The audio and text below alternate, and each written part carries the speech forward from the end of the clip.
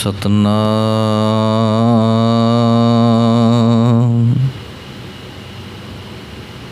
ਧੰਨ ਵਾਹਿਗੁਰੂ ਸਾਹਿਬ ਜੀ।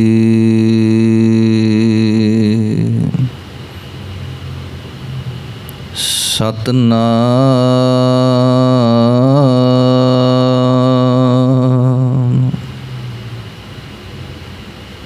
ਧੰਨ ਵਾਹਿਗੁਰੂ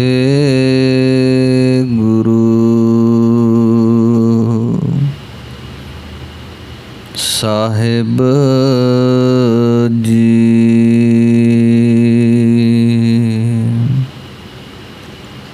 ਮਾਧੋ जल की प्यास न जाए।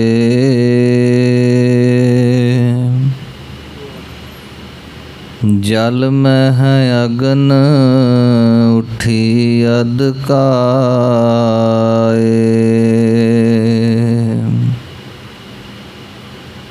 तू जल निध हो जल का मीन।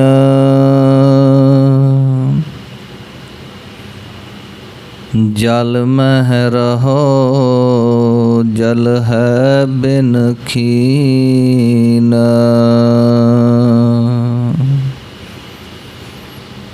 तू पिंजर हो सुअटा तो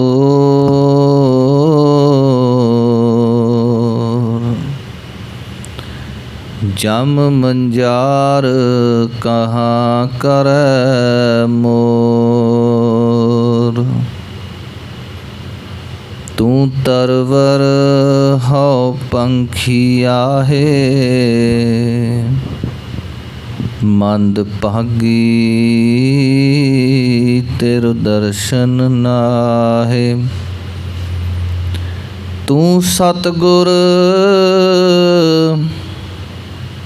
हौ नौ तन चेला।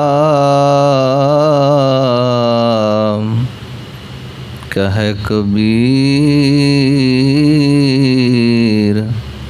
मिल अंत की बेला।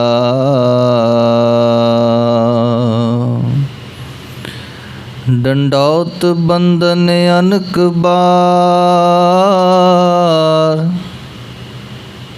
सर्ब कला समरथ डोलन ते रख हो प्रभु। नानक दे कर हथ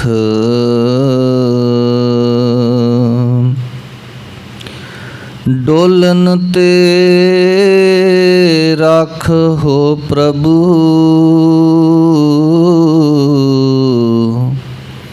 नानक दे कर हथ। सतनाम श्री वाहेगुरु साहिब जी। कबीर सुपनै हू बरडाए कै जह मुख निकसै राम। ताके पग की पा नहीं मेरे तन को चाम। कबीर सुपनै हू बरडाए कै जह मुख निकसै राम। वाहिगुरु जी का खालसा वाहिगुरु जी की फतेह। जुगो जुग अटल चवर छत्र तख्त ਸਿੰਘਾਸਨਾਂ ਦੇ ਮਾਲਕ ਸਾਹਿਬ ਸਤਿਗੁਰੂ ਧੰਨ ਸ਼੍ਰੀ ਗੁਰੂ ਗ੍ਰੰਥ ਸਾਹਿਬ ਜੀਓ ਮਹਾਰਾਜ। ਸਤਿਗੁਰਾਂ ਦੇ ਪਾਵਨ ਚਰਨਾਂ ਵਿੱਚ ਜੁੜ ਮਿਲ ਬੈਠੇ ਗੁਰੂ ਰੂਪ ਸਤਿਗੁਰਾਂ ਦਾ ਖਾਸ ਰੂਪ ਸਾਧ ਸੰਗਤ ਜੀਓ। ਵਡਭਾਗੇ ਹਾਂ ਸਤਿਗੁਰਾਂ ਨੇ ਇਸ ਭਾਗ ਬਖਸ਼ਿਸ਼ ਕੀਤਾ। सब ते उत्तम हर की कथा नाम सुनत दर्द दुख लथा। कथा विचार दा समा होया। संध्या वेले दे ਰੋਜ਼ਾਨਾ ਦੇ ਨੇਮ ਅਨੁਸਾਰ ਸੋਦਾ ਰਹਿਰਾਸ ਸਾਹਿਬ ਆਰਤੀ ਆਰਤਾ ਦੇ ਪਾਠ ਆਪ ਜੀ ਸ਼ਰਵਣ ਕਰ ਰਹੇ ਸੋ ਭਗਤ ਕਬੀਰ ਸਾਹਿਬ ਜੀ ਦੀ ਰਸਨਾ ਤੋਂ ਉਚਾਰਨ ਕੀਤੀ ਹੋਈ ਪਵਿੱਤਰ ਬਾਣੀ ਸ਼ਲੋਕ ਭਗਤ ਕਬੀਰ ਜੀਓ ਕੇ। ਕਬੀਰ ਸਾਹਿਬ ਅੱਜ ਦੇ ਇਸ ਪਹਿਲੇ ਸ਼ਲੋਕ ਦੇ ਵਿੱਚ ਉਹਨਾਂ ਗੁਰਮੁਖਾਂ ਬਾਬਤ ਬਚਨ ਕਹਿ ਰਹੇ ਨੇ ਕਿ ਜਿਨ੍ਹਾਂ ਦੇ ਸੁਪਨੇ ਦੇ ਵਿੱਚ ਵੀ ਵਾਹਿਗੁਰੂ ਪਰਮੇਸ਼ਰ ਆਉਂਦਾ ਹੈ, ਉਹਨਾਂ ਨੂੰ ਜਿਹੜਾ ਸੁਪਨਾ ਆਉਂਦਾ ਹੈ ਤੇ ਸੁਪਨੇ ਦੇ ਵਿੱਚ ਜਦੋਂ ਮਨੁੱਖ ਬੜਾਉਂਦਾ ਹੈ, ਬੋਲਦਾ ਹੈ, ਉਹਨੂੰ ਖੁਦ ਨੂੰ ਪਤਾ ਨਹੀਂ ਲੱਗਦਾ ਕਿ ਮੈਂ ਕੀ ਬੋਲਿਆ, ਪਰ ਸੁਪਨੇ ਦੇ ਵਿੱਚ ਜਿਹੜਾ ਬਰੜਾਉਣਾ ਹੈ, ਜਿਹੜਾ ਬੋਲਣਾ ਹੈ, ਉਹਨਾਂ ਦੇ ਮੁਖ ਦੇ ਵਿੱਚੋਂ ਜੇ ਤਾਂ ਵੀ ਸ਼ਬਦ ਰਾਮ ਨਿਕਲੇ, ਪਰਮਾਤਮਾ ਦਾ ਸ਼ਬਦ ਨਿਕਲੇ, ਕਬੀਰ ਸਾਹਿਬ ਕਹਿੰਦੇ ਮੈਂ ਉਹਨਾਂ ਦੇ ਪੱਗ ਕੀ ਪਾਨਹੀ, ਪਾਨਹੀ ਦਾ ਅਰਥ ਹੈ ਜੁੱਤੀ। ਜਿਸ ਤਰ੍ਹਾਂ ਭਾਈ ਗੁਰਦਾਸ ਜੀ ਨੇ ਇੱਕ ਸ਼ਬਦ ਵਰਤਿਆ ਵਾਰਾਂ ਦੇ ਵਿੱਚ, ਉਹ ਕਹਿੰਦੇ ਮੇਰੀ ਖਲਹੋਂ ਮੌਜੜੇ ਗੁਰਸਿੱਖ ਹਡੰਦੇ। ਜਿਹੜੇ ਗੁਰੂ ਦੇ ਸਿੱਖ ਗੁਰੂ ਘਰ ਜਾਂਦੇ ਨੇ, ਸਤਿਗੁਰਾਂ ਦੇ ਦਰਸ਼ਨ ਦੀਦਾਰ ਕਰਦੇ ਹਨ, ਸੰਗਤਾਂ ਦੀ ਸੇਵਾ ਕਰਦੇ ਨੇ, ਸੰਗਤ ਵਿੱਚ ਬੈਠ ਕਰਕੇ ਵਾਹਿਗੁਰੂ ਦੀ ਨਾਮ ਧੁਨ ਦੇ ਵਿੱਚ ਬੈਠ ਕਰਕੇ ਜੁੜ ਕਰਕੇ ਉਸ ਅਕਾਲ ਪੁਰਖ ਵਾਹਿਗੁਰੂ ਜੀ ਦੀ ਸਿਫਤ ਸਲਾਹ ਕਰਦੇ ਨੇ। ਐਸੇ ਗੁਰਸਿੱਖਾਂ ਲਈ ਮੈਂ ਕੀ ਭੇਟਾ ਕਰਾਂ? ਭਾਈ ਗੁਰਦਾਸ ਜੀ ਕਹਿੰਦੇ ਨੇ ਐਸੇ ਗੁਰਸਿੱਖਾਂ ਲਈ ਤੇ ਫਿਰ ਇੱਕੋ ਹੀ ਭੇਟਾ ਹੋ ਸਕਦੀ ਹੈ ਕਿ ਆਪਣੇ ਇਸ ਚੰਮ ਨੂੰ ਉਤਾਰ ਕਰਕੇ, ਜੋ ਬੋਡੀ ਦੇ ਉੱਪਰ ਹਾੜ ਮਾਸ ਨਾੜੀ ਕੋ ਪਿੰਜਰ ਹੈ, ਤੇ ਇਹ ਜਿਹੜਾ ਚੰਮ ਲਾ ਕੇ ਉਹਦੇ ਜੁੱਤੀਆਂ ਬਣਾਈਆਂ ਜਾਣ ਤੇ ਉਹ ਜੁੱਤੀਆਂ ਉਹਨਾਂ ਗੁਰਸਿੱਖਾਂ ਦੇ ਚਰਨਾਂ ਦੇ ਵਿੱਚ ਪਵਾਈਆਂ ਜਾਣ। ਮੇਰੀ ਖਲਹੋਂ ਮੌਜੜੇ ਗੁਰਸਿੱਖ ਹਡੰਦੇ, ਗੁਰਸਿੱਖ ਪਾਉਣ ਤੇ ਮੈਂ ਆਪਣੇ ਆਪ ਨੂੰ ਸਫਲਾ ਸਮਝਾਂ ਕਿ ਮੇਰੇ ਤਨ ਦੇ ਬਣੇ ਹੋਏ ਜਿਹੜੇ ਜੁੱਤੇ ਨੇ, ਜਿਹੜੇ ਮੌਜੜੇ ਨੇ, ਉਹ ਗੁਰਸਿੱਖ ਪਾ ਕੇ ਗੁਰੂ ਦੇ ਘਰ ਗੁਰੂ ਦੇ ਦਰ 'ਤੇ ਜਾਂਦੇ ਨੇ। ਕਬੀਰ ਸਾਹਿਬ ਕਹਿੰਦੇ ਕਿ ਜਿਹੜੇ ਸੁਪਨੇ ਦੇ ਵਿੱਚ ਬਰੜਾ ਕੇ ਉੱਠਦੇ ਨੇ, ਸੁਪਨਾ ਕੀ ਹੈ, ਸੁਪਨੇ ਦੇ ਵਿੱਚ ਖਿਆਲਾਤ ਕੀ ਹੈ। ਜਿਸ ਤਰ੍ਹਾਂ ਪਾਤਸ਼ਾਹ ਦੇ ਬਚਨ ਹੈ ਕਿ ਨਰਪਤ ਏਕ ਸਿੰਘਾਸਨ ਸੋਇਆ, ਸੁਪਨੇ ਭਇਆ ਭਿਖਾਰੀ, ਅਛਤ ਰਾਜ ਵਿਛਰਤ ਦੁਖ ਪਾਇਆ, ਸੋ ਗਤ ਭਈ ਹਮਾਰੀ।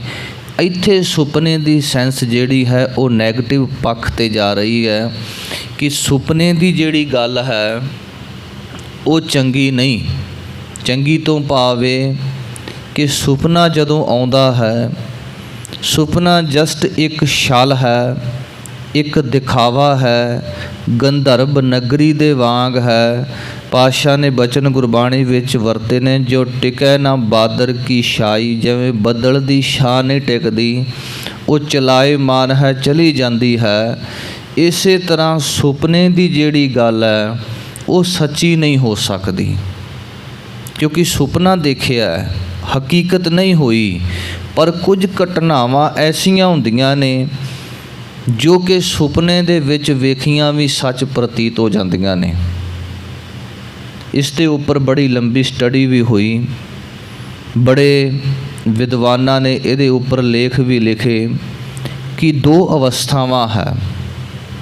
ਇੱਕ ਮਨੁੱਖ ਜਿਉਂਦਾ ਹੈ ਤੇ ਇੱਕ ਮਰਿਆ ਹੋਇਆ। ਜਿਉਂਦੇ ਤੋਂ ਭਾਵ ਸਰੀਰ ਚੱਲ ਰਿਹਾ ਹੈ, ਅੱਖਾਂ ਖੁੱਲੀਆਂ, ਹੱਥ ਪੈਰ ਕੰਮ ਕਰ ਰਹੇ ਨੇ, ਸਾਰੀ ਬਾਡੀ ਕੰਮ ਕਰ ਰਹੀ ਹੈ। ਮਰੇ ਤੋਂ ਭਾਵ ਜਦੋਂ ਸਵਾਸ ਨਿਕਲ ਗਏ ਤੇ ਇਹ ਮਿੱਟੀ ਦੀ ਢੇਰੀ ਹੋ ਗਿਆ। ਕਹਿਣ ਲੱਗੇ ਇਹਨਾਂ ਦੇ ਵਿੱਚ ਇੱਕ ਤੀਸਰੀ ਅਵਸਥਾ ਹੈ ਜਿਹਨੂੰ ਸੁਪਨ ਅਵਸਥਾ ਕਿਹਾ ਗਿਆ ਹੈ। ਜਦੋਂ ਮਨੁੱਖ ਸੌਂਦਾ ਹੈ ਅਕਸਰ ਰਾਤ ਵੇਲੇ, ਤੇ ਸੁੱਤੇ ਹੋਏ ਨੂੰ ਜਦੋਂ ਇਹਨੂੰ ਸੁਪਨਾ ਆਉਂਦਾ ਹੈ ਤੇ ਉਸ ਸੁਪਨੇ ਦੇ ਵਿੱਚ ਇਹ ਪਤਾ ਹੀ ਨਹੀਂ ਕਿਹੜੀ ਦੁਨੀਆ ਦੇ ਵਿੱਚ ਪਹੁੰਚ ਜਾਂਦਾ ਹੈ। ਹਜ਼ਾਰਾਂ ਮੀਲਾਂ 'ਤੇ ਉਹ ਘਟਨਾ ਵਾਪਰ ਰਹੀ ਹੁੰਦੀ ਹੈ ਤੇ ਸੂਖਮ ਰੂਪ ਦੇ ਵਿੱਚ ਸੁਪਨੇ ਦੇ ਵਿੱਚ ਇਹ ਉੱਥੇ ਪਹੁੰਚਿਆ ਹੁੰਦਾ ਹੈ। ਕਹਿਣ ਲੱਗੇ ਜੇਕਰ ਆਪਾਂ ਕਿਸੇ ਮਰੇ ਹੋਏ ਪ੍ਰਾਣੀ ਨੂੰ ਇਹ ਕਹਿੰਦੇ ਆ ਕਿ ਇਹ ਮਰ ਚੁੱਕਿਆ, ਇਹਦੇ ਸਵਾਸ ਨਹੀਂ ਚੱਲ ਰਹੇ, ਪਰ ਸੁਪਨੇ ਦੀ ਅਵਸਥਾ ਦੇ ਵਿੱਚ ਮਨੁੱਖ ਦੇ ਸਵਾਸ ਤੇ ਚੱਲ ਰਹੇ ਨੇ, ਪਰ ਉਹਦਾ ਜਿਹੜਾ ਜੀਵ ਹੈ ਉਹ ਕਿਤੇ ਹੋਰ ਪਹੁੰਚਿਆ ਹੋਇਆ ਹੈ। ਇਹ ਸੁਪਨੇ ਦੀ ਅਵਸਥਾ ਹੈ। ਇਹ ਹੁੰਦੇ ਕਿਵੇਂ ਨੇ? ਅਲੱਗ-ਅਲੱਗ ਵਿਦਵਾਨਾਂ ਨੇ ਇਸ ਦੇ ਉੱਪਰ ਰਿਸਰਚ ਕੀਤੀ। ਬਹੁਤਾਤ ਇਸ ਗੱਲ ਦੇ ਉੱਪਰ ਸਹਿਮਤੀ ਪ੍ਰਗਟਾਉਂਦੇ ਨੇ ਕਿ ਜੋ ਕੁਛ ਅਸੀਂ ਦਿਨ ਦੇ ਵਿੱਚ ਇਹਨਾਂ ਅਸਥੂਲ ਅੱਖਾਂ ਦੇ ਨਾਲ ਦੇਖਦੇ ਹਾਂ, ਇਹਨਾਂ ਅਸਥੂਲ ਕੰਨਾਂ ਦੇ ਨਾਲ ਸੁਣਦੇ ਹਾਂ, ਜਾਂ ਜੋ ਕੁਝ ਸਾਡੇ ਆਲੇ ਦੁਆਲੇ ਹੋ ਰਿਹਾ ਹੁੰਦਾ ਹੈ, ਸਾਡਾ ਮਨ ਉਸ ਸਾਰੇ ਕਿਸੇ ਨੂੰ ਕੈਚ ਕਰਦਾ ਹੈ। ਤੇ ਫਿਰ ਇਹ ਸਾਰੇ ਦਿਨ ਦੀਆਂ ਜਿਹੜੀਆਂ ਗੱਲਾਂ ਬਾਤਾਂ, ਜੋ ਕੁਝ ਵੀ ਦੇਖਿਆ ਸੁਣਿਆ ਕਰਿਆ, ਜਦੋਂ ਮਨੁੱਖ ਸੌਂ ਜਾਂਦਾ ਹੈ ਉਦੋਂ ਫਿਰ ਉਹ ਸੂਖਸ਼ਮ ਰੂਪ ਦੇ ਵਿੱਚ ਵੀ ਕਾਰਜ ਕਰ ਰਹੀਆਂ ਹੁੰਦੀਆਂ ਨੇ।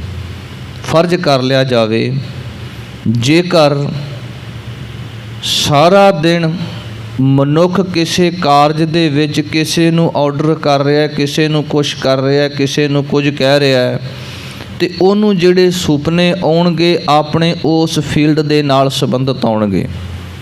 ਜੇ ਕੋਈ ਵਿਕਾਰੀ ਬਿਰਤੀ ਵਾਲਾ ਸਵੇਰ ਤੋਂ ਸ਼ਾਮ ਤੱਕ ਉਹਦੀਆਂ ਅੱਖਾਂ ਦੇ ਵਿੱਚ ਵਿਕਾਰ, ਉਹਦੇ ਕੰਨਾਂ ਦੇ ਵਿੱਚ ਵਿਕਾਰ, ਉਹਦੇ ਬੋਲਣ ਦੇ ਵਿੱਚ ਵਿਕਾਰ ਹੈ, ਉਹਦੇ ਸੁਪਨੇ ਦੇ ਵਿੱਚ ਵੀ ਵਿਕਾਰ ਹੀ ਆਉਣਗੇ।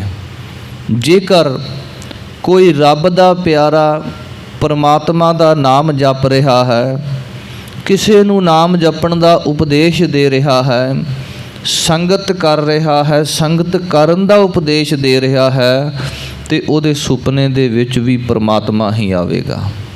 ਉਹਦੇ ਸੁਪਨੇ ਦੇ ਵਿੱਚ ਵੀ ਵਾਹਿਗੁਰੂ ਦਾ ਨਾਮ ਵੀ ਆਵੇਗਾ। ਜਿਸ ਤਰ੍ਹਾਂ ਸੁਭਾਵਕ ਆਪਾਂ ਸਮਾਜ ਵਿੱਚ ਵੇਖਦੇ ਹਾਂ, ਅਕਸਰ ਆਪਾਂ ਅਲੱਗ-ਅਲੱਗ ਧਰਮਾਂ ਦੇ ਵਿੱਚ ਜਿਸ ਤਰ੍ਹਾਂ ਕਿਸੇ ਨੂੰ ਛਿੱਕ ਆਈ ਤੇ ਛਿੱਕ ਤੋਂ ਬਾਅਦ ਨਾਲ ਦੀ ਨਾਲ ਆਪਾਂ ਸ਼ਬਦ ਵਰਤਦੇ ਹਾਂ ਵਾਹਿਗੁਰੂ।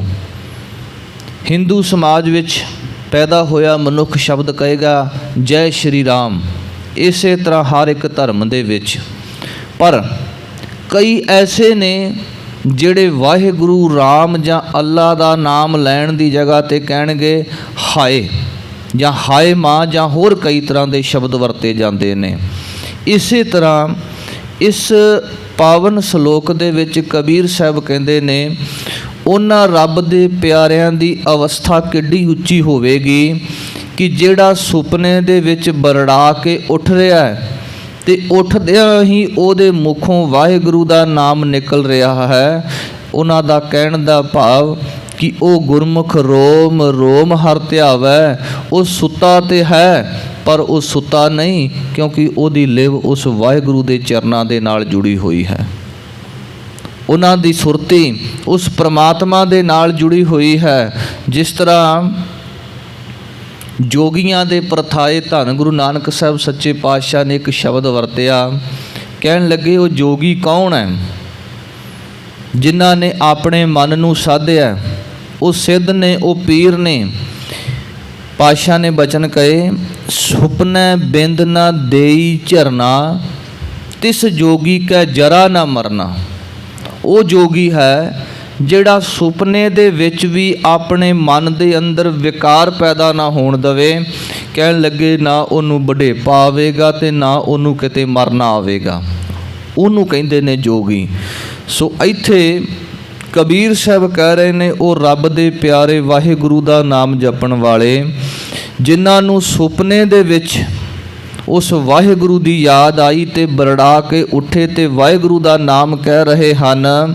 ਧਨ ਹਨ ਐਸੇ ਗੁਰਸਿੱਖ ਸੁਪਨੇ ਹੂੰ ਬਰੜਾਏ ਕੈ, ਜਿਹ ਮੁਖ ਨਿਕਸੈ ਰਾਮ, ਜਿਹਦੇ ਮੁਖ ਤੋਂ ਵਾਹਿਗੁਰੂ ਦਾ ਨਾਮ ਨਿਕਲਦਾ ਹੈ। ਤਾਕੇ ਪਗ ਕੀ ਪਾਨਹੀ ਮੇਰੇ ਤਨ ਕੋ ਚਾਮ। ਤੇ ਕਹਿਣ ਲੱਗੇ ਉਹਨਾਂ ਲਈ ਮੈਂ ਕੀ ਅਰਪਣ ਕਰਾਂ, ਮੈਂ ਕੀ ਭੇਟਾ ਕਰਾਂ। ਕਹਿਣ ਲੱਗੇ ਫਿਰ ਐਸੇ ਗੁਰਸਿੱਖਾਂ ਲਈ, ਐਸੇ ਗੁਰਮੁਖਾਂ ਲਈ ਭੇਟਾ ਕੇਵਲ ਇਹ ਹੋ ਸਕਦੀ ਹੈ ਕਿ ਮੈਂ ਆਪਣੇ ਤਨ ਦੀ ਜਿਹੜੀ ਹੈ, ਜਿਹੜਾ ਮੇਰਾ ਤਨ ਹੈ, ਤਨ ਦੇ ਉੱਪਰ ਜਿਹੜਾ ਮਾਸ ਹੈ, ਇਸ ਮਾਸ ਦੀਆਂ ਜੁੱਤੀਆਂ ਬਣਾ ਲਵਾਂ, ਜੋੜੇ ਬਣਾ ਲਵਾਂ ਤੇ ਉਹਨਾਂ ਦੇ ਚਰਨਾਂ ਦੇ ਵਿੱਚ ਪਵਾ ਦੇਵਾਂ। ਕਬੀਰ ਮਾਟੀ ਕੇ ਹਮ ਪੂਤਰੇ, ਮਾਨਸ ਰਾਖਿਓ ਨਾਓ। ਕਬੀਰ ਸਾਹਿਬ ਇਸ ਦੇਹ ਨੂੰ ਨਾਸ਼ਵਾਨ ਕਹਿੰਦੇ ਨੇ, ਨਾਲੇ ਸਾਨੂੰ ਸਮਝਾਉਂਦੇ ਨੇ ਕਿ ਮਾਟੀ ਕੇ ਹਮ ਪੂਤਰੇ। ਅਸਲ ਗੱਲ ਇਹ ਹੈ ਕਿ ਅਸੀਂ ਮਿੱਟੀ ਦੇ ਹੀ ਪੁਤਲੇ ਹਾਂ, ਕਿਉਂਕਿ 5 ਤੱਤਾਂ ਤੋਂ ਇਹ ਸਰੀਰ ਬਣਿਆ। 5 ਤੱਤ ਕੋ ਤਨ ਰਚਿਓ, ਜਨ ਹੋ ਚਤੁਰ ਸੁਜਾਨ, ਜਿਹ ਤੇ ਉਪਜਿਓ ਨਾਨਕਾ ਲੀਨ ਤਾਹੇ ਮਹਿਮਾਨ। ਇੱਕ ਦਿਨ ਉਸੇ ਵਿੱਚ ਫਿਰ ਮਿਲ ਜਾਣਾ ਹੈ। ਇਹ ਮਿੱਟੀ ਦੀ ਢੇਰੀ ਹੈ ਤੇ ਇਹਦਾ ਨਾਮ ਰੱਖ ਦਿੱਤਾ ਮਾਨਸ, ਕਿਉਂਕਿ 5 ਤੱਤਾਂ ਤੋਂ ਬਣਿਆ ਹੈ। ਇਸ ਤਰ੍ਹਾਂ ਹੋਰ ਜਿਹੜੇ ਜੀਵ ਨੇ, ਕੋਈ 4 ਤੱਤਾਂ ਤੋਂ ਬਣੇ, ਕੋਈ 3 ਤੱਤਾਂ ਤੋਂ ਬਣੇ, ਕੋਈ 2 ਤੱਤਾਂ ਤੋਂ ਬਣੇ, ਕੋਈ 1 ਤੱਤ ਤੋਂ ਬਣਿਆ। ਪਰ ਮਨੁੱਖ ਹੈ ਜੋ ਕਿ 5 ਤੱਤਾਂ ਤੋਂ ਬਣਿਆ। 6ਵਾਂ ਤੱਤ ਇਸ ਸ੍ਰਿਸ਼ਟੀ ਤੇ ਨਹੀਂ ਬਣਿਆ, ਕੇਵਲ 5 ਤੱਤ ਨੇ। ਤੇ 5 ਤੱਤਾਂ ਦੀ ਜਿਹੜੀ ਬਣਤਰ ਇਹ ਮਨੁੱਖ ਹੈ, ਇਸ ਕਰਕੇ ਇਹ ਸ੍ਰੇਸ਼ਟ ਹੈ। ਇਹਦੇ ਵਿੱਚ ਰਜੋ ਗੁਣ ਹੈ, ਇਹਦੇ ਵਿੱਚ ਤਮੋ ਗੁਣ ਹੈ, ਇਹਦੇ ਵਿੱਚ ਸਤੋ ਗੁਣ ਵੀ ਹੈ। ਤਿੰਨੋਂ ਗੁਣ ਬਰਾਬਰ ਮਾਤਰਾ ਦੇ ਵਿੱਚ ਕਾਰਜਸ਼ੀਲ ਨੇ। ਪਰ ਮਨੁੱਖ ਦੀ ਬਿਰਤੀ ਅਨੁਸਾਰ ਕਿ ਉਹ ਕਿਹੜੇ ਗੁਣਾਂ ਦੀ ਅਧਿਕਤਾ ਆਪਣੇ ਅੰਦਰ ਕਰ ਸਕਦਾ ਹੈ। ਜੇਕਰ ਸਤੋ ਬਿਰਤੀ ਵਾਹਿਗੁਰੂ ਦੀ ਬੰਦਗੀ ਵਾਲੇ ਪਾਸੇ ਚੱਲਦਾ ਹੈ ਤੇ ਸਤੋ ਗੁਣ ਵੱਧ ਜਾਂਦੇ ਨੇ। ਜੇਕਰ ਪਦਾਰਥਾਂ ਨੂੰ ਇਕੱਠੇ ਕਰਨ ਦੀ ਇੱਛਾ, ਰਾਜ ਭੋਗਣ ਦੀ ਇੱਛਾ ਵੱਧਦੀ ਹੈ ਤੇ ਰਜੋ ਗੁਣ ਵੱਧ ਜਾਂਦੇ ਨੇ। ਇਸੇ ਤਰ੍ਹਾਂ ਲੋਭ, ਮੋਹ ਤੇ ਹੰਕਾਰ ਦੇ ਵਿੱਚ ਜਦੋਂ ਅੱਗੇ ਨੂੰ ਵੱਧਦਾ ਹੈ, ਬਿਰਤੀਆਂ ਜਿਹੜੀਆਂ ਵਿਕਾਰੀ ਹੁੰਦੀਆਂ ਨੇ, ਉਦੋਂ ਫਿਰ ਤਮੋ ਗੁਣ ਦੀ ਜਿਹੜੀ ਹੈ ਬਹੁਲਤਾ ਹੋ ਜਾਂਦੀ ਹੈ, ਤਮੋ ਗੁਣ ਵੱਧ ਜਾਂਦੇ ਨੇ। ਹੈ ਸਾਰੇ ਇਸ ਸਰੀਰ ਦੇ ਅੰਦਰ ਹੈ। ਕਹਿਣ ਲੱਗੇ ਹੈ ਤੇ ਮਿੱਟੀ ਦਾ ਪੁਤਲਾ, ਨਾਮ ਇਹਦਾ ਮਨੁੱਖ ਰੱਖ ਦਿੱਤਾ। ਇਹ ਕਿਹਾ ਗਿਆ ਹੈ ਕਿ ਸਭ ਤੋਂ ਉੱਤਮ ਜੂਨ ਜਿਹੜੀ ਹੈ ਉਹ ਮਨੁੱਖਾਂ ਦੀ ਹੈ, ਪਰ ਸੱਚ ਇਹ ਹੈ ਕਿ ਇਹ ਮਿੱਟੀ ਦੀ ਢੇਰੀ ਹੈ। 4 ਦਿਵਸ ਕੇ ਪਾਹੁਨੇ, ਵੱਡ ਵੱਡ ਰੁੰਦ ਹੈ ਠਾਓ। ਕਹਿਣ ਲੱਗੇ 4 ਦਿਵਸ ਕੇ ਪਾਹੁਨੇ, ਸਿਰਫ 4 ਕੁ ਦਿਨਾਂ ਦੇ ਪ੍ਰਾਹੁਣੇ ਹਾਂ। ਤੇ ਇਹ ਮਨੁੱਖ ਆਪਣੀ ਜ਼ਿੰਦਗੀ ਦੇ ਵਿੱਚ ਕਿੰਨੀ ਭੱਜ ਦੌੜ ਕਰਦਾ ਹੈ। ਵੱਡ ਰੁੰਦ ਹੈ ਠਾਓ, ਕਿਤੇ ਆਹ ਥਾਂ ਨੱਪ ਲੈਂਦਾ ਹੈ, ਕਿਤੇ ਉਹ ਥਾਂ ਨੱਪ ਲੈਂਦਾ ਹੈ, ਕਿਤੇ ਕਹਿੰਦਾ ਆਹ ਘਰ ਮੇਰਾ ਹੈ, ਆਹ ਜ਼ਮੀਨ ਮੇਰੀ ਹੈ, ਆਹ ਸਭ ਕੁਝ ਮੇਰਾ ਹੈ। ਕਬੀਰ ਸਾਹਿਬ ਕਹਿਣ ਲੱਗੇ ਬਹੁਤਾ ਸਮਾਂ ਨਹੀਂ ਇੱਥੇ ਰਹਿਣਾ, ਕੀ ਪਤਾ ਕਦੋਂ ਆਏ ਤੇ ਕਦੋਂ ਚਲੇ ਜਾਣਾ ਹੈ। ਤੇ ਫਿਰ ਜੇ ਇਹ ਜਿਹੜਾ ਸੰਸਾਰ ਘਰ ਹੈ, ਇੱਥੇ ਰਹਿਣਾ ਹੀ ਨਹੀਂ ਤੇ ਫਿਰ ਇੱਥੇ ਸਦਾ ਵਸੇਬੇ ਲਈ ਆਪਣਤ ਕਿਉਂ ਅਪਣਾਈ ਜਾ ਰਹੀ ਹੈ। ਇਹ ਕਿਉਂ ਕਿਹਾ ਜਾ ਰਿਹਾ ਹੈ ਕਿ ਇਹ ਵੀ ਮੇਰਾ ਹੈ। ਬੜੇ ਸੁੰਦਰ ਬਚਨ ਪੰਚਮ ਪਾਤਸ਼ਾਹ ਮਹਾਰਾਜ ਜੀ ਨੇ ਕਹੇ। ਉਹ ਕਹਿਣ ਲੱਗੇ ਦੇਖੋ ਇਹ ਸੰਸਾਰ ਤੇ ਮਨੁੱਖ ਆਇਆ, ਇਹਨੇ ਇੱਥੋਂ ਚਲੇ ਜਾਣਾ ਹੈ। ਇਹਦਾ ਵਸੇਬਾ ਇਸ ਤਰ੍ਹਾਂ ਹੈ ਜਿਸ ਤਰ੍ਹਾਂ ਤਰਵਰ ਦੇ ਉੱਪਰ ਪੰਛੀ ਆਉਂਦੇ ਨੇ, ਬਹਿੰਦੇ ਨੇ, ਚੋਗ ਚੁਗਦੇ ਨੇ, ਆਪਣੇ ਆਲਣੇ ਤੱਕ ਵੀ ਬਣਾਉਂਦੇ ਨੇ, ਪਰ ਇੱਕ ਸਮਾਂ ਆਉਂਦਾ ਹੈ ਉਹ ਸਭ ਕੁਝ ਛੱਡ ਕੇ ਚਲੇ ਜਾਂਦੇ ਨੇ। ਪਾਤਸ਼ਾਹ ਦੇ ਬਚਨ ਨੇ, ਪ੍ਰਾਣੀ ਕਿਆ ਮੇਰਾ ਕਿਆ ਤੇਰਾ, ਜੈਸੇ ਤਰਵਰ ਪੰਖ ਬਸੇਰਾ। ਹੇ ਮਨੁੱਖ, ਕਿਸ ਗੱਲੋਂ ਤੂੰ ਤੇਰ ਮੇਰ ਲਾਈ ਹੋਈ ਹੈ, ਤੇਰ ਮੇਰ ਨੂੰ ਛੱਡ ਦੇ। ਕਿਉਂਕਿ ਜਿਸ ਤਰ੍ਹਾਂ ਦਰਖਤਾਂ ਦੇ ਉੱਪਰ ਪੰਛੀ ਆਉਂਦੇ ਨੇ, ਆਪਣੇ ਆਲਣੇ ਪਾਉਂਦੇ ਨੇ, ਰਹਿੰਦੇ ਨੇ, ਫਿਰ ਇੱਕ ਦਿਨ ਉਹ ਛੱਡ ਕੇ ਚਲੇ ਜਾਂਦੇ ਨੇ, ਕਿਤੇ ਹੋਰ ਜਾ ਟਿਕਾਣਾ ਕਰਦੇ ਨੇ। ਇਸੇ ਤਰ੍ਹਾਂ ਤੂੰ ਵੀ ਇਸ ਸੰਸਾਰ ਤੇ ਆਇਆ। ਤੇਰਾ ਅਸਲ ਕਾਰਜ ਹੈ ਪ੍ਰਾਣੀ, ਤੂੰ ਆਇਆ ਲਾਹਾ ਲੈਣ, ਲੱਗਾ ਕਿਤ ਕੋ ਫੱਕੜੇ ਸਭ ਮੁੱਕਦੀ ਚੱਲੀ ਰਹਿਣ। ਤੇਰੀ ਜਿਹੜੀ ਉਮਰ ਹੈ ਉਹ ਘਟਦੀ ਜਾ ਰਹੀ ਹੈ। ਤੂੰ ਲਾਹਾ ਲੈਣ ਵਾਸਤੇ ਸੰਸਾਰ ਤੇ ਆਇਆ ਸਾਂ, ਪਰ ਜਿਹੜਾ ਅਸਲ ਕੰਮ ਸੀ ਉਹ ਤੇ ਤੂੰ ਕੀਤਾ ਨਹੀਂ। ਤੂੰ ਹੋਰ ਹੀ ਧੰਦਿਆਂ ਦੇ ਵਿੱਚ ਖਚਤ ਹੋ ਕਰਕੇ ਆਪਣੇ ਮਨੁੱਖ ਜਨਮ ਨੂੰ ਜਿਹੜਾ ਹੈ ਉਹ ਗਵਾ ਲਿਆ ਹੈ। ਕਬੀਰ ਸਾਹਿਬ ਕਹਿਣ ਲੱਗੇ, ਦੇਖੋ 4 ਦਿਨ ਦਾ ਭਾਵ 4 ਨਹੀਂ, 4 ਦਿਨ ਤੋਂ ਭਾਵ ਹੈ ਕਿ ਕੋਈ ਭਰੋਸਾ ਹੀ ਨਹੀਂ। ਜਿਸ ਤਰ੍ਹਾਂ ਪਾਤਸ਼ਾਹ ਦੇ ਬਚਨ ਨੇ, ਹਮ ਆਦਮੀ ਹਾਂ ਇੱਕ ਦਮੀ, ਮੋਹਲਤ ਮੋਹਤ ਨਾ ਜਾਣਾ। ਕਹਿਣ ਲੱਗੇ ਕੇਵਲ ਇੱਕ ਦਮ ਦੇ ਆਦਮੀ ਹਾਂ। ਜੇ ਦਮ ਆਇਆ ਤਾਂ ਆਦਮੀ, ਜੇ ਦਮ ਨਾ ਆਇਆ ਦਮ ਤੋਂ ਭਾਵ ਸਾਹ। ਇਸੇ ਤਰ੍ਹਾਂ ਭਗਤ ਰਵਿਦਾਸ ਜੀ ਹੋਣਾ ਦੇ ਇੱਕ ਬਚਨ ਨੇ, ਉਹ ਕਹਿਣ ਲੱਗੇ ਇਸ ਦੇਹ ਨੂੰ ਉਹਨਾਂ ਨੇ ਸ਼ਬਦ ਕਹੇ, ਜਦੋਂ ਭਗਤ ਰਵਿਦਾਸ ਜੀ ਹੁਣਾਂ ਨੂੰ ਕਿਸੇ ਨੇ ਇੱਕ ਸੁੰਦਰ ਪੁਸ਼ਾਕ ਪਹਿਨਾਈ, ਇੱਕ ਸੁੰਦਰ ਘੋੜੀ ਲਿਆਂਦੀ, ਘੋੜੀ ਦੇ ਉੱਪਰ ਅਸਵਾਰ ਹੋਣ ਨੂੰ ਕਿਹਾ ਤੇ ਕਿ ਤੁਸੀਂ ਸਵਾਰੀ ਕਰੋ। ਜਦੋਂ ਭਗਤ ਰਵਿਦਾਸ ਜੀ ਘੋੜੀ ਤੇ ਸਵਾਰ ਹੋਏ, ਸੋਹਣੀ ਪੁਸ਼ਾਕ ਪਾਈ, ਮਨ ਵਿੱਚ ਹੰਕਾਰ ਆ ਗਿਆ, ਉਦੋਂ ਉਹਨਾਂ ਨੇ ਇੱਕ ਬਚਨ ਉਚਾਰਨ ਕੀਤਾ, ਤੂੰ ਕਾਹੇ ਗਰਭ ਹੈ ਬਾਵਲੀ। ਇਸ ਦੇਹ ਨੂੰ ਕਿਹਾ, ਹੈ ਦੇ ਤੈਨੂੰ ਕਿਸ ਗੱਲ ਦਾ ਹੰਕਾਰ ਹੋ ਗਿਆ ਕਿ ਤੂੰ ਬੜਾ ਸੋਹਣਾ ਲੱਗ ਰਿਹਾ ਹੈ, ਤੇਰੇ ਤਨ ਦੇ ਉੱਪਰ ਪਾਏ ਹੋਏ ਬਸਤਰ ਸੁੰਦਰ ਨੇ, ਤੂੰ ਘੋੜੀ ਦੇ ਉੱਪਰ ਸਵਾਰ ਹੈ, ਤੈਨੂੰ ਇੰਨੀ ਕੋ ਗੱਲ ਦਾ ਮਾਣ ਹੋ ਗਿਆ ਕਿ ਸੋਹਣੀ ਸਵਾਰੀ ਤੇ ਸੋਹਣੇ ਬਸਤਰ ਤਨ ਦੇ ਉੱਪਰ ਪਾਏ। ਭਗਤ ਰਵਿਦਾਸ ਜੀ ਕਹਿੰਦੇ, ਤੂੰ ਕਾਹੇ ਗਰਭ ਹੈ ਬਾਵਲੀ, ਜੈਸੇ ਭਾਦੋ ਖੂੰਬ ਰਾਜ, ਤੂੰ ਤਿਸ ਤੇ ਖਰੀ ਉਤਾਵਲੀ। ਭਾਦੋ ਦੇ ਮਹੀਨੇ ਦੇ ਵਿੱਚ ਖੁੰਬਾਂ ਨਿਕਲਦੀਆਂ ਨੇ ਤੇ ਖੁੰਬਾਂ ਦਾ ਕੁਝ ਕੁ ਸਮਾਂ ਉਹਦੀ ਜਿਹੜੀ ਮਿਆਦ ਹੁੰਦੀ ਹੈ, ਫਿਰ ਉਸ ਤੋਂ ਬਾਅਦ ਉਹ ਖਤਮ ਹੋ ਜਾਂਦੀਆਂ ਨੇ। ਰਵਿਦਾਸ ਜੀ ਕਹਿੰਦੇ ਤੇਰੀ ਤੇ ਉਨੀ ਵੀ ਮਿਆਦ ਨਹੀਂ, ਉਹਨਾਂ ਖੁੰਬਾਂ ਤੋਂ ਵੀ ਘੱਟ ਤੇਰੀ ਮਿਆਦ ਹੈ। ਸੋ ਇਸ ਕਰਕੇ ਕਬੀਰ ਸਾਹਿਬ ਕਹਿਣ ਲੱਗੇ, ਦੇਖ ਭਾਈ, ਇਹ ਜਿਹੜਾ ਸਰੀਰ ਹੈ ਇਹ ਮਿੱਟੀ ਦੀ ਢੇਰੀ ਹੈ, ਇਹਨੇ ਇੱਕ ਦਿਨ ਖਤਮ ਹੋ ਜਾਣਾ ਹੈ। ਇਹਦਾ ਨਾਮ ਮਾਨਸ ਰੱਖ ਦਿੱਤਾ। 4 ਦਿਨ ਦੇ ਪਾਹੁਣੇ ਹੈ, ਪਾਹੁਣੇ ਤੋਂ ਭਾਵ ਹੈ ਪ੍ਰਾਹੁਣੇ। ਜੈਸੇ ਰਹਿਣ ਪ੍ਰਾਹੁਣੇ, ਉੱਠ ਚੱਲ ਸਹਿ ਪ੍ਰਭਾਤ। ਆਪਣੇ ਘਰਾਂ ਦੇ ਵਿੱਚ ਰਿਸ਼ਤੇਦਾਰ ਮਿੱਤਰ ਸੰਬੰਧੀ ਸਖੇ ਆਉਂਦੇ ਨੇ, ਉਹ ਕਿੰਨਾ ਕੁ ਸਮਾਂ ਰਹਿੰਦੇ ਨੇ, ਆਏ 1 ਰਾਤ ਰੁਕੇ, 2 ਰਾਤਾਂ ਰੁਕੇ, ਅਖੀਰ ਉਹ ਛੱਡ ਕੇ ਚਲੇ ਜਾਂਦੇ ਨੇ, ਆਪਣੇ ਘਰ ਚਲੇ ਜਾਂਦੇ ਨੇ। ਇਸ ਕਰਕੇ ਸਾਨੂੰ ਪਾਤਸ਼ਾਹ ਜੀ ਸਮਝਾਉਂਦੇ ਨੇ, ਇਹ ਜਿਹੜਾ ਸਰੀਰ ਹੈ, ਇਹ ਸਰੀਰ ਸਾਡਾ ਇਉਂ ਸਮਝਣਾ ਹੈ ਕਿ ਅਸੀਂ ਪ੍ਰਾਹੁਣੇ ਹੀ ਆਏ ਹਾਂ ਇਸ ਸੰਸਾਰ ਦੇ ਉੱਪਰ। ਅਸਲ ਘਰ ਸਾਡਾ ਉਹੋ ਹੀ ਹੈ। ਉਸ ਪਰਮਾਤਮਾ ਦੀ ਅੰਸ਼ ਹੋਣ ਕਰਕੇ ਸਾਨੂੰ ਵਾਹਿਗੁਰੂ ਨੇ ਇਸ ਸੰਸਾਰ ਦੇ ਵਿੱਚ ਭੇਜਿਆ ਹੈ। ਇਸ ਗੱਲ ਨੂੰ ਪੱਲੇ ਬੰਨ੍ਹ ਕੇ ਚੱਲਣਾ ਹੈ। ਪਰ ਪਾਤਸ਼ਾਹ ਜੀ ਕਬੀਰ ਸਾਹਿਬ ਸਾਡੀ ਮਨੁੱਖਾਂ ਦੀ ਬਿਰਤੀ ਦੱਸਦੇ ਨੇ ਕਿ ਹੈ ਤੇ 4 ਕੁ ਦਿਨਾਂ ਦੇ ਪ੍ਰਾਹੁਣੇ, ਪਰ ਇੰਨਾ ਕੁ ਮਾਲ ਅਸਬਾਬ ਇਕੱਠਾ ਕਰ ਲਿਆ, ਆ ਵੀ ਮੇਰਾ ਬਣ ਜੇ, ਉਹ ਵੀ ਮੇਰਾ ਬਣ ਜੇ।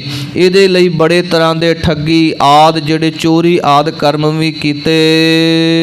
ਕਬੀਰ ਮਹਿਦੀ ਕਰ ਘਾਲਿਆ, ਆਪ ਪਿਸਾਏ ਪਿਸਾਏ। ਮਹਿਦੀ ਕਰ ਘਾਲਿਆ, ਆਪ ਪੀਸਾਏ ਪੀਸਾਏ। ਇਹਦੇ 2 ਅਰਥ ਵਿਦਵਾਨ ਜਨਾਂ ਨੇ ਲਏ ਨੇ।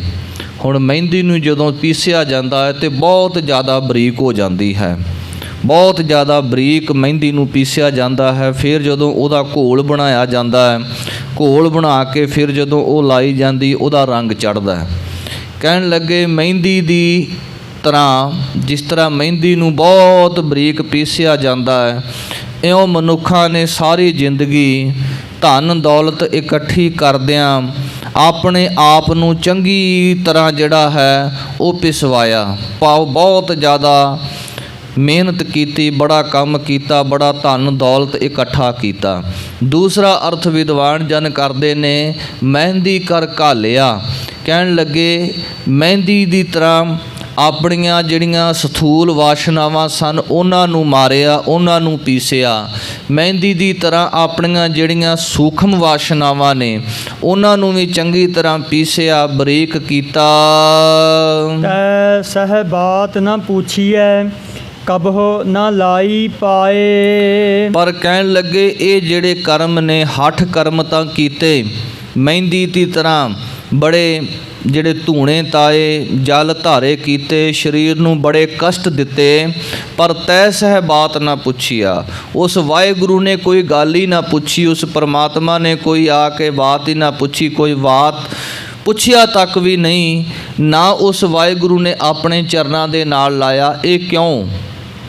ਕਬੀਰ ਸਾਹਿਬ ਸਾਨੂੰ ਸਮਝਾਉਂਦੇ ਨੇ ਕਿ ਉਹ ਜਿਹੜਾ ਮਾਰਗ ਹੈ ਉਸ ਪਰਮਾਤਮਾ ਨੂੰ ਪਾਉਣ ਦਾ, ਉਹ ਪ੍ਰੇਮ ਦਾ ਮਾਰਗ ਹੈ, ਉਹ ਹੱਠ ਯੋਗ ਦਾ ਨਹੀਂ।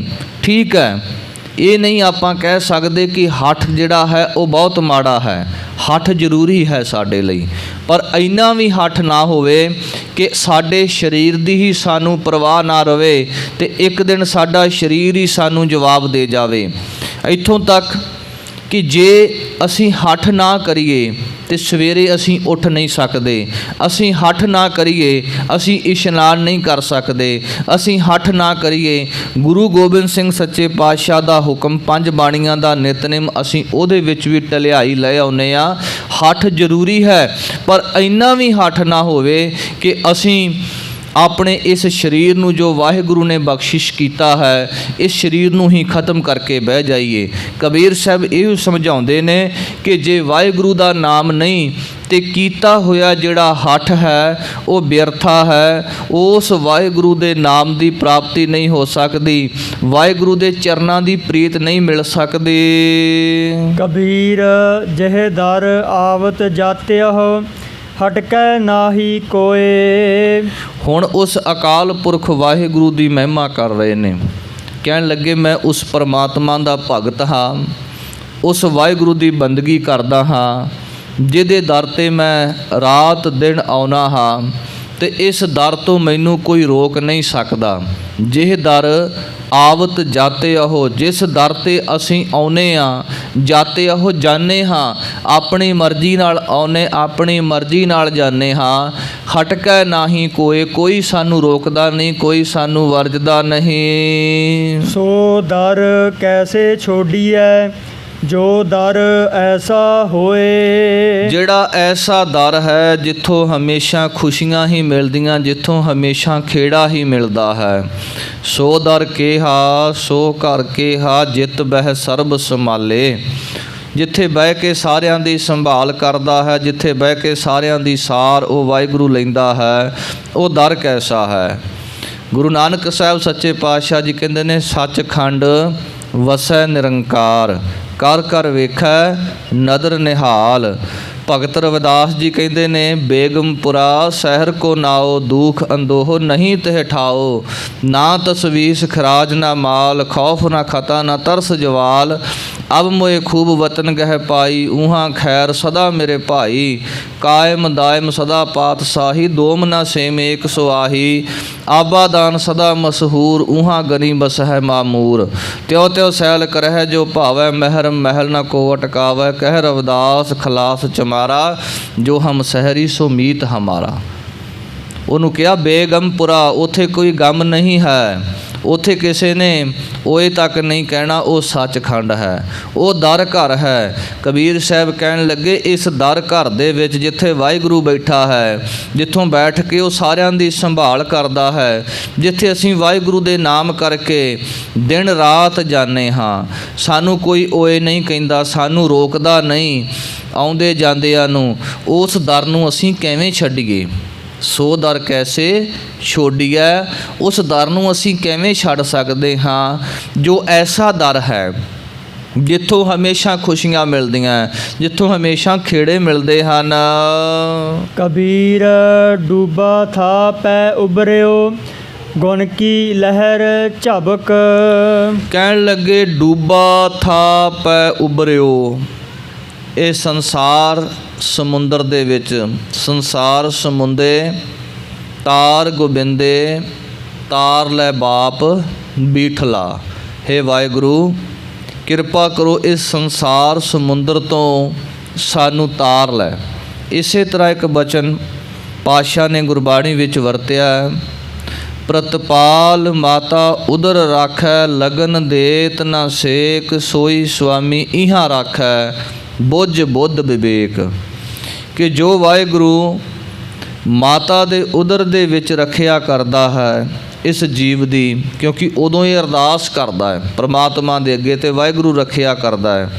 ਕਹਿਣ ਲੱਗੇ ਜਿਹੜਾ ਵਾਹਿਗੁਰੂ ਉੱਥੇ ਰੱਖਿਆ ਕਰਦਾ ਹੈ ਉਹ ਇਸ ਸੰਸਾਰ ਸਮੁੰਦਰ ਦੇ ਵਿੱਚ ਵਿਸ਼ਿਆਂ ਵਿਕਾਰਾਂ ਦੀ ਅੱਗ ਤੋਂ ਵੀ ਬਚਾ ਸਕਦਾ ਹੈ।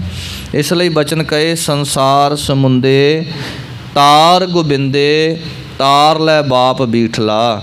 ਹੇ ਵਾਹਿਗੁਰੂ ਤੂੰ ਤਾਰ ਸਕਦਾ ਹੈ, ਸੰਸਾਰ ਸਮੁੰਦਰ ਤੋਂ ਸਾਡੀ ਬੇੜੀ ਨੂੰ ਪਾਰ ਕਰ ਸਕਦਾ ਹੈ, ਕਿਰਪਾ ਕਰੋ।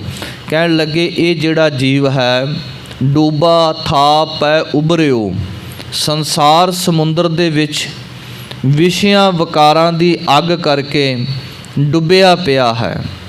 ਬੇੜਾ ਜਿਹੜਾ ਹੈ ਉਹ ਡਗਮਗਾ ਰਿਹਾ ਹੈ। ਇਸ ਕਰਕੇ ਇਹਨੂੰ ਲੋੜ ਹੈ ਇੱਕ ਸਹਾਰੇ ਦੀ। ਉਹ ਸਹਾਰਾ ਵਾਹਿਗੁਰੂ ਦਾ ਨਾਮ ਬਣਿਆ। ਕਬੀਰ ਸਾਹਿਬ ਪ੍ਰਮਾਤਮਾ ਦੀ ਬੰਦਗੀ ਕਰਨ ਵਾਲੇ ਉੱਚ ਕੋਟੀ ਦੇ ਭਗਤ ਹੋਏ ਨੇ। ਹਾਲਾਂਕਿ ਇਹ ਸ਼ਬਦ ਸਾਖੀ ਪ੍ਰਥਾਏ ਮਹਾਂਪੁਰਖ ਬੋਲਦੇ ਸਾਂਝੀ ਸਗਲ ਜਹਾਨੇ, ਉਹਨਾਂ ਨੇ ਸਾਰੀ ਜ਼ਿੰਦਗੀ ਪ੍ਰਮਾਤਮਾ ਦਾ ਨਾਮ ਜਪਿਆ, ਉਹਨਾਂ 'ਤੇ ਨਹੀਂ ਟੁਕਦੀ। ਇਹ ਸਾਡੇ ਮਨੁੱਖੀ ਕਲਿਆਣ ਵਾਸਤੇ ਮਨੁੱਖਾਂ ਦੀ ਦਸ਼ਾ ਨੂੰ ਬਿਆਨ ਕਰ ਰਹੇ ਨੇ ਕਿ ਡੁੱਬ ਰਹੇ ਸਾਂ ਸੰਸਾਰ ਦੇ ਵਿੱਚ, ਇੱਕ ਤਿਨਕਾ ਮਿਲਿਆ ਵਾਹਿਗੁਰੂ ਦੇ ਨਾਮ ਦਾ। ਕਿਨਕਾ ਏਕ ਜਿਸ ਜੀ ਬਸਾਵੈ ਤਾਂ ਕਿ ਮਹਿਮਾ ਗਨੀ ਨਾ ਆਵੈ। ਵਾਹਿਗੁਰੂ ਦਾ ਨਾਮ ਦਾ ਸਹਾਰਾ ਮਿਲਿਆ, ਗੁਣ ਕੀ ਲਹਿਰ ਝਬਕ, ਗੁਣਾਂ ਦੀ ਲਹਿਰ ਮਿਲੀ ਤੇ ਫਿਰ ਇੱਕ ਅੱਖ ਦੇ ਫੁਰਨੇ ਦੇ ਨਾਲ ਹੀ ਇਹਨਾਂ ਵਿਸ਼ਿਆਂ ਵਿਕਾਰਾਂ ਤੋਂ ਉੱਪਰ ਉੱਠੇ। ਸੰਸਾਰ ਸਮੁੰਦਰ ਦੀ ਅੱਗ ਦੇ ਵਿੱਚ ਝੁਲਸਣ ਤੋਂ ਬਚ ਗਏ, ਸੜਨ ਤੋਂ ਬਚ ਗਏ। ਵਾਹਿਗੁਰੂ ਦੇ ਨਾਮ ਨੇ ਐਸਾ ਸਹਾਰਾ ਦਿੱਤਾ। ਜਬ ਦੇਖਿਓ ਬੇੜਾ ਜਰਜਰਾ ਤਬ ਉਤਰ ਪਰਿਓ ਹਉ ਫਰਕ। ਉਹਨਾਂ ਜਗਿਆਸੂਆਂ ਦੀ ਬਿਰਤੀ ਦੱਸ ਰਹੇ ਨੇ। ਉਹਨਾਂ ਨੇ ਜਦੋਂ ਦੇਖਿਆ ਕਿ ਇਹ ਸੰਸਾਰ ਦਾ ਜਿਹੜਾ ਬੇੜਾ ਹੈ, ਸੰਸਾਰ ਸਮੁੰਦਰ ਦੇ ਵਿੱਚ ਜਿਹੜਾ ਬੇੜਾ ਹੈ ਜਰਜਰਾ ਹੈ, ਉਹਦੇ ਵਿੱਚ ਛੇਕ ਹੋਏ ਪਏ ਨੇ, ਇਹ ਡੁੱਬ ਸਕਦਾ ਹੈ। ਇਹਦੇ ਵਿੱਚ ਕਾਮ, ਕ੍ਰੋਧ, ਲੋਭ, ਮੋਹ, ਹੰਕਾਰ, ਆਸਾ, ਤ੍ਰਿਸ਼ਨਾ ਆਦਿ ਕਈ ਤਰ੍ਹਾਂ ਦੇ ਛੇਕ ਹੋਏ ਪਏ ਨੇ। ਜਦੋਂ ਵੇਖਿਆ ਕਿ ਹੁਣ ਅਸੀਂ ਪਾਰ ਨਹੀਂ ਹੋ ਸਕਦੇ, ਅਸੀਂ ਇਹਨਾਂ ਦੇ ਵਿੱਚ ਗਲਤਾਨ ਹੋ ਚੁੱਕੇ ਹਾਂ, ਕਹਿਣ ਲੱਗੇ ਉਦੋਂ ਵਾਹਿਗੁਰੂ ਅੱਗੇ ਅਰਦਾਸ ਕੀਤੀ, ਉੱਤਰ ਪਰਿਓ ਹਉ ਫਰਕ। ਉਦੋਂ ਇਸ ਵਿਸ਼ਿਆਂ ਵਿਕਾਰਾਂ ਰੂਪੀ ਜਿਹੜੇ ਬੇੜੇ ਦੇ ਵਿੱਚੋਂ ਛਾਲ ਮਾਰ ਕੇ ਸਤ ਸੰਗਤ ਰੂਪੀ ਬੇੜੇ ਦੇ ਵਿੱਚ ਪੈਰ ਧਰ ਲਿਆ ਤੇ ਫਿਰ ਇਹਨਾਂ ਤੋਂ ਉੱਭਰ ਗਿਆ, ਬਚ ਗਿਆ। ਕਬੀਰ ਪਾਪੀ ਭਗਤ ਨਾ ਭਾਵਈ, ਹਰ ਪੂਜਾ ਨਾ ਸੁਹਾਏ। ਕਬੀਰ ਸਾਹਿਬ ਕਹਿਣ ਲੱਗੇ ਦੇਖੋ ਦੋ ਤਰ੍ਹਾਂ ਦੇ ਮਨੁੱਖ ਹੈ।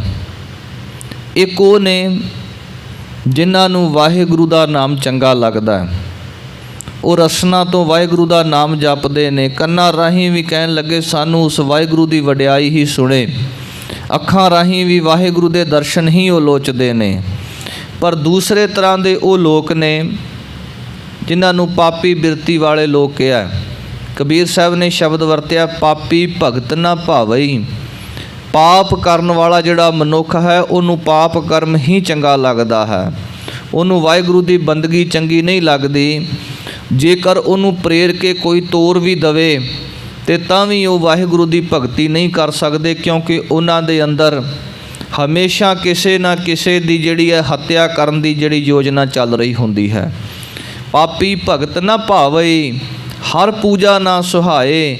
ਵਾਹਿਗੁਰੂ ਦੀ ਪੂਜਾ ਉਹ ਨਹੀਂ ਕਰ ਸਕਦੇ ਕਿਉਂਕਿ ਉਹਨਾਂ ਦੇ ਅੰਦਰ ਤਮੋ ਬਿਰਤੀ ਦੀ ਪ੍ਰਧਾਨਤਾ ਹੋ ਚੁੱਕੀ ਹੈ, ਉਹਨਾਂ ਅੰਦਰੋਂ ਸਤੋ ਗੁਣ ਖਤਮ ਹੋ ਚੁੱਕੇ ਨੇ।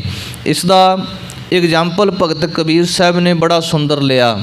ਕਹਿਣ ਲੱਗੇ ਇੱਕ ਮੱਖੀ ਹੈ, ਮੱਖੀ ਨੂੰ ਕਿਹਾ ਜਾਵੇ ਕਿ ਤੂੰ ਸੁਗੰਧੀ ਵਾਲੇ ਪਦਾਰਥਾਂ ਦੇ ਉੱਪਰ ਜਾਣਾ ਹੈ, ਤੈਨੂੰ ਬੜੀ ਬੇਸ਼ਕੀਮਤੀ ਸੁਗੰਧੀ ਪ੍ਰਾਪਤ ਹੋਵੇਗੀ। ਕਹਿਣ ਲੱਗੇ ਉਹ ਮੱਖੀ ਕਿਉਂਕਿ ਉਹਦੇ ਕਰਮ ਐਸੇ ਨੇ, ਉਹ ਸੁਗੰਧੀ ਵਾਲੇ ਪਦਾਰਥਾਂ 'ਤੇ ਨਹੀਂ ਜਾਵੇਗੀ, ਉਹ ਚੰਦਨ ਦੇ ਕੋਲ ਨਹੀਂ ਜਾਵੇਗੀ, ਕਿੱਥੇ ਜਾਵੇਗੀ? ਜਹ ਬੇਗੰਧ ਤਹ ਜਾਏ, ਜਿੱਥੇ ਬਦਬੂ ਆ ਰਹੀ ਹੋਵੇਗੀ, ਜਿੱਥੇ ਗੰਦਗੀ ਹੋਵੇਗੀ, ਮੱਖੀ ਉੱਥੇ ਜਾਵੇਗੀ। ਕਬੀਰ ਸਾਹਿਬ ਕਹਿਣ ਲੱਗੇ ਇਸੇ ਤਰ੍ਹਾਂ ਜਿਹੜੇ ਪਾਪੀ ਬਿਰਤੀ ਵਾਲੇ ਲੋਕ ਨੇ, ਜਿਹੜੇ ਪਾਪ ਕਰਮ ਕਰਨ ਵਾਲੇ ਨੇ, ਉਹ ਕਦੇ ਵਾਹਿਗੁਰੂ ਦਾ ਨਾਮ ਨਹੀਂ ਲੈ ਸਕਦੇ, ਵਾਹਿਗੁਰੂ ਦੀ ਬੰਦਗੀ ਨਹੀਂ ਕਰ ਸਕਦੇ। ਜਿਸ ਤਰ੍ਹਾਂ ਮੱਖੀ ਸੁਗੰਧੀ ਤੇ ਨਹੀਂ ਜਾ ਸਕਦੀ, ਚੰਗੇ ਪਦਾਰਥਾਂ ਤੇ ਨਹੀਂ ਜਾ ਸਕਦੀ, ਕੇਵਲ ਗੰਦਗੀ ਤੇ ਉਹਨੇ ਜਾਣਾ ਹੈ, ਇਸੇ ਤਰ੍ਹਾਂ ਮਨਮੁਖ ਜਿਹੜੇ ਲੋਕ ਨੇ, ਉਹ ਵੀ ਪਾਪੀ ਬਿਰਤੀ ਵਾਲੇ ਲੋਕ ਜਿਹੜੇ ਨੇ, ਉਹ ਵਾਹਿਗੁਰੂ ਦਾ ਨਾਮ ਨਹੀਂ ਜਪ ਸਕਦੇ। ਮਾਖੀ ਚੰਦਨ ਪਰ ਹਰੈ, ਜਹ ਬੇਗੰਧ ਤਹ ਜਾਏ। ਜਿਸ ਤਰ੍ਹਾਂ ਮੱਖੀ ਉਹਨੂੰ ਸੁਗੰਧੀ ਵਾਲੇ ਪਦਾਰਥ, ਚੰਦਨ ਆਦਿ ਬੜੇ ਕੀਮਤੀ ਜਿਹੜੇ ਪਦਾਰਥ ਨੇ ਉਹਦੇ ਕੋਲ ਰੱਖੇ ਜਾਣ, ਜਿਸ ਤਰ੍ਹਾਂ ਚਿੱਚੜ ਦੀ ਉਦਾਹਰਨ ਆਉਂਦੀ ਹੈ। ਚਿੱਚੜ ਬਿਲਕੁਲ ਦੁੱਧ ਦੇ ਥਣਾਂ ਦੇ ਕੋਲ ਹੈ, ਪਰ ਉਹ ਦੁੱਧ ਨਹੀਂ ਪੀ ਸਕਦਾ, ਅੰਮ੍ਰਿਤ ਨਹੀਂ ਪੀ ਸਕਦਾ, ਉਹਦੇ ਕਰਮ ਮਾੜੇ ਨੇ, ਉਹ ਕੇਵਲ ਖੂਨ ਚੂਸਦਾ ਹੈ। ਇਸੇ ਤਰ੍ਹਾਂ ਬਗਲੇ ਦੀ ਤੇ ਹੰਸ ਦੀ ਉਦਾਹਰਨ ਗੁਰਬਾਣੀ ਵਿੱਚ ਲਈ ਗਈ ਹੈ। ਰੰਗ ਦਾ ਬਗਲਾ ਵੀ ਚਿੱਟਾ, ਰੰਗ ਦਾ ਹੰਸ ਵੀ ਚਿੱਟਾ ਹੈ, ਪਰ ਉੱਥੇ ਬਗਲੇ ਦੇ ਜਿਹੜੇ ਕਰਮ ਨੇ ਉਹ ਮਾੜੇ ਨੇ, ਉਹ ਡੱਡੀਆਂ ਤੇ ਮੱਛੀਆਂ ਖਾਂਦਾ ਹੈ। ਉਹ ਮਾਨ ਸਰੋਵਰ 'ਤੇ ਜਾ ਕੇ ਹੀਰੇ ਮੋਤੀ ਜਿੱਥੋਂ ਪ੍ਰਾਪਤ ਹੁੰਦੇ ਨੇ, ਹੰਸ ਕਹਿੰਦਾ ਲਿਆ ਆ ਮੇਰੇ ਨਾਲ ਆ, ਤੂੰ ਟੁੱਬੀ ਮਾਰ, ਮੈਂ ਤੈਨੂੰ ਹੀਰੇ ਮੋਤੀਆਂ ਦਾ ਚੋਗ ਚਗਾਉਣਾ ਹੈ। ਪਰ ਉੱਥੇ ਵੀ ਬਿਰਤੀ ਮਾੜੀ ਹੋਣ ਕਰਕੇ ਜਿਹੜਾ ਬਗਲਾ ਹੈ ਉਹ ਹੰਸ ਬਿਰਤੀ ਅਨੁਸਾਰ ਚੋਗ ਨਹੀਂ ਚੁਗ ਸਕਦਾ, ਉੱਥੇ ਵੀ ਡੱਡੀਆਂ ਤੇ ਮੱਛੀਆਂ ਦੀ ਹੀ ਭਾਲ ਕਰਦਾ ਰਹਿੰਦਾ ਹੈ। ਇਸੇ ਤਰ੍ਹਾਂ ਕਬੀਰ ਸਾਹਿਬ ਕਹਿਣ ਲੱਗੇ ਮਾਖੀ ਚੰਦਨ ਪਰ ਹਰੈ, ਜਹ ਬੇਗੰਧ ਤਹ ਜਾਏ। ਮੱਖੀ ਦਾ ਵੀ ਕਰਮ ਉਸੇ ਤਰ੍ਹਾਂ ਹੈ ਕਿ ਜਿੱਥੇ ਭੈੜੀ ਵਾਸ਼ਨਾਵਾਂ, ਜਿੱਥੇ ਭੈੜੀ ਗੰਦਗੀ ਹੋਵੇਗੀ ਉੱਥੇ ਜਾਵੇਗੀ, ਸੁਗੰਧੀ ਵਾਲੇ ਪਦਾਰਥਾਂ ਤੇ ਨਹੀਂ ਜਾਏਗੀ। ਕਬੀਰ ਬੈਦ ਮੂਆ, ਰੋਗੀ ਮੂਆ, ਮੂਆ ਸਭ ਸੰਸਾਰ। ਇੱਕ ਵਾਰ ਕਾਂਸ਼ੀ ਦੇ ਵਿੱਚ ਇੱਕ ਬੜਾ ਪ੍ਰਚਲਿਤ ਵੈਦ ਸੀ, ਉਹਦੀ ਮੌਤ ਹੋ ਗਈ। ਲੋਕ ਹਾਹਾਕਾਰ ਕਰਨ ਲੱਗੇ ਕਿ ਬੜਾ ਸਿਆਣਾ ਵੈਦ ਸੀ, ਇਹਦੀ ਮੌਤ ਹੋ ਗਈ, ਇਹ ਮਰ ਚੁੱਕਿਆ ਹੈ, ਹੁਣ ਸਾਡਾ ਇਲਾਜ ਕੌਣ ਕਰੇਗਾ, ਸਾਡਾ ਕੀ ਬਣੇਗਾ। ਕਬੀਰ ਸਾਹਿਬ ਨੂੰ ਪਤਾ ਲੱਗਾ।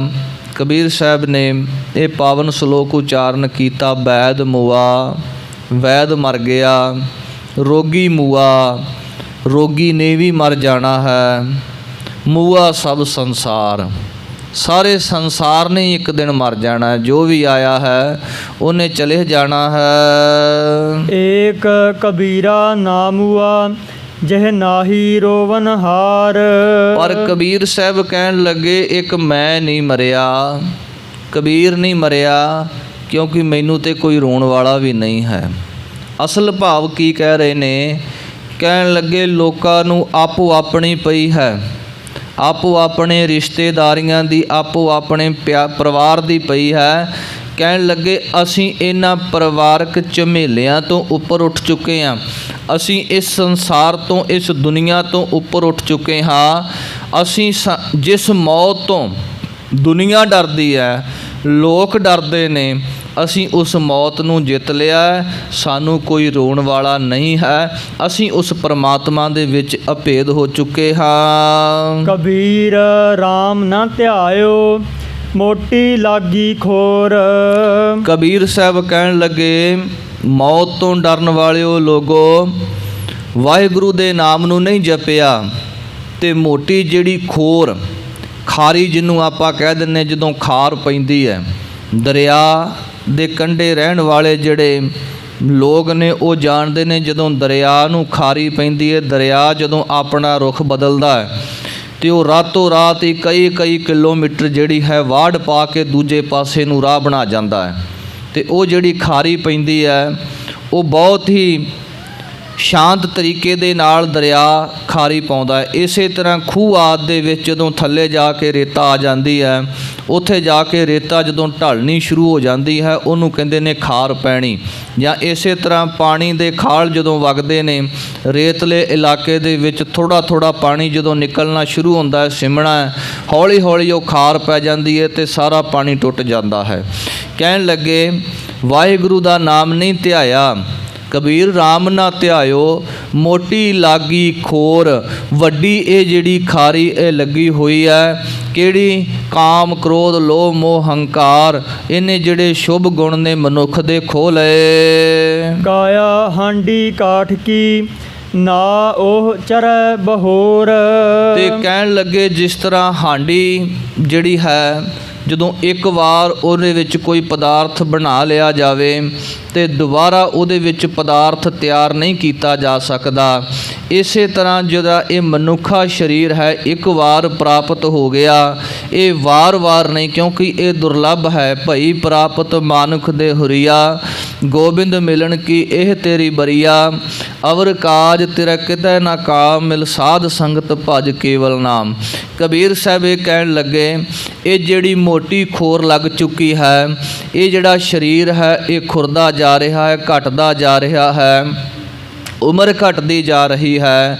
ਇਹ ਕਾਇਆ ਰੂਪੀ ਹਾਂਡੀ ਹੈ, ਇਹ ਇੱਕ ਵਾਰ ਪ੍ਰਾਪਤ ਹੋਈ ਹੈ, ਵਾਰ-ਵਾਰ ਇਹ ਪ੍ਰਾਪਤ ਨਹੀਂ ਹੋਣੀ। ਇਸ ਕਰਕੇ ਇਸ ਦੇ ਨਾਲ ਵਾਹਿਗੁਰੂ ਦਾ ਨਾਮ ਜਪਿਆ ਜਾਵੇ, ਵਾਹਿਗੁਰੂ ਦੀ ਬੰਦਗੀ ਕੀਤੀ ਜਾਵੇ, ਇਸ ਦੇਹ ਨੂੰ ਸਫਲਿਆਂ ਕੀਤਾ ਜਾਵੇ। ਇੱਥੋਂ ਤੱਕ ਕਥਾ ਵਿਚਾਰ ਕਰਦਿਆਂ ਇੱਕ ਨਹੀਂ ਅਨੇਕਾਂ ਭੁੱਲਾਂ ਗਲਤੀਆਂ ਹੋ ਜਾਂਦੀਆਂ ਹਨ। ਗੁਰੂ ਕੀ ਸੰਗਤ ਗੁਰੂ ਮਹਾਰਾਜ ਬਖਸ਼ਣਯੋਗ ਹਨ, ਕਿਰਪਾ ਕਰਕੇ ਬਖਸ਼ ਦੇਣਾ ਜੀ। ਅਗਾਂਹ ਤੋਂ ਸਮੱਤ ਬਖਸ਼ਣੀ, ਸ੍ਰੇਸ਼ਟ ਮਤ ਬੁੱਧ ਅਨੁਸਾਰ ਕਥਾ ਵਿਚਾਰ ਕਰ ਸਕੀਏ। ਭੁੱਲਣ ਅੰਦਰ ਸਭ ਕੋ ਅਭੁੱਲ ਗੁਰੂ ਕਰਤਾਰ, ਦੇਹੋ ਸੱਜਣ ਅਸੀਸੜੀਆਂ, ਜਿਉ ਹੋਵੈ ਸਾਹਿਬ ਸਿਉ ਮੇਲ। ਆਖਰੀ ਪੰਕਤੀਆਂ ਪੜ੍ਹ ਕੇ ਸਮਾਪਤੀ ਹੈ ਜੀ। ਕਬੀਰ ਰਾਮ ਨ ਧਿਆਇਓ, ਮੋਟੀ ਲਾਗੀ ਖੋਰ, ਕਾਇਆ ਹਾਂਡੀ ਕਾਠ ਕੀ, ਨਾ ਉਹ ਚਰੈ ਬਹੋਰ। ਵਾਹਿਗੁਰੂ ਜੀ ਕਾ ਖਾਲਸਾ, ਵਾਹਿਗੁਰੂ ਜੀ ਕੀ ਫਤਿਹ।